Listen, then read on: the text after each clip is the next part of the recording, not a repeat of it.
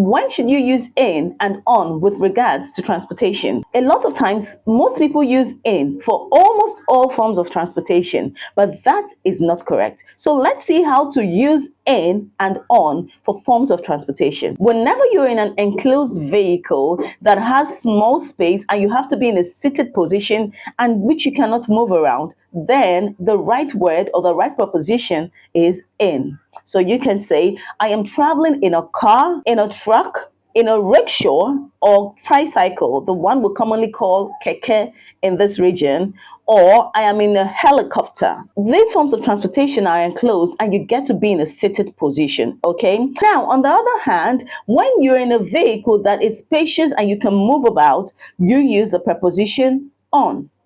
On. So you say, I am on a bus.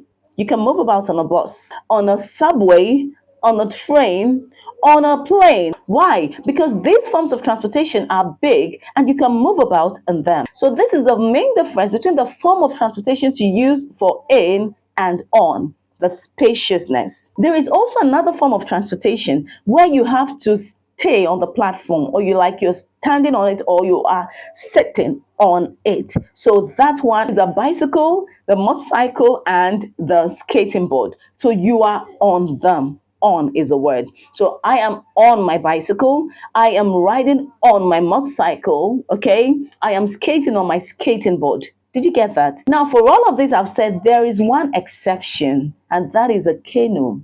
For a canoe, it is not enclosed, but we use the preposition in. Okay? Of course, English prides itself on exceptions. So let's just deal with it the way it is. In a canoe, not on a canoe. Okay?